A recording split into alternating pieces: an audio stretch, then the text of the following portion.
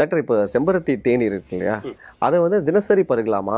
இல்லை ஏதாவது இதய பிரச்சனை இருக்கிறவங்க தான் பருகணும் அப்படின்றது இருக்கா? இல்லை தினசரி அது வந்து ஒரு ஊட்ட உணவு, மருந்துணவு அப்படின்னு ஒரு கேட்டகரி இருக்குது. அதில் பார்த்தீங்கன்னா தினமும் பயன்படுத்தலாம். பிரச்சனை இருக்கிற போது பயன்படுத்தலாம், பிரச்சனை இல்லாத போதும் பயன்படுத்தலாம். உதாரணத்துக்கு இன்னொன்று சொல்கிறேன் கேளுங்களேன். இப்போ வந்து இதயம் சார்ந்து இருக்கிறவங்களுக்கு எங்கள் வீட்டில் செம்பருத்தி இருக்குது, அதை பருக சொல்லிட்டோம் அப்படின்னாச்சுன்னா, அவர் சொல்லாத ஒரு வியாதியும் அவர்கிட்ட இருந்தது. அவர் என்கிட்ட சொல்லலை, இதயத்துக்காக வந்தார், அவருடைய ஸ்கேனை காமிச்சார், நாடி பார்த்தோம், மருந்து கொடுத்துட்டோம். அவரை இதை சாப்பிட சொல்லிட்டோம். அவர் கொஞ்சம் ஒரு 2 மாதம் கழித்து வந்து சொன்னார், ரொம்ப நாளாக எனக்கு வந்து யூரின் இன்கான்டினன்ஸ், அதாவது நீர் போகிறதுல கட்டுப்படுத்த முடியாத ஒரு சூழல் இருக்கும். ஏன்னா அடிக்கடி யூரினரி இன்ஃபெக்ஷன் வரும். அதனால இந்த யூரின் இன்ஃபெக்ஷனால ரொம்ப நேரம் அவரால் யூரினை கட்டுப்படுத்தி வச்சிருக்க முடியாது, சிறுநீர் கட்டுப்படுத்தி வைக்க முடியாது. இந்த தேநீர் நான் குடித்த பிறகு பார்த்தீங்கன்னா அந்த சிறுநீர் பாதையில் இருக்கக்கூடிய அந்த கிருமி தொற்று போயிடுச்சு.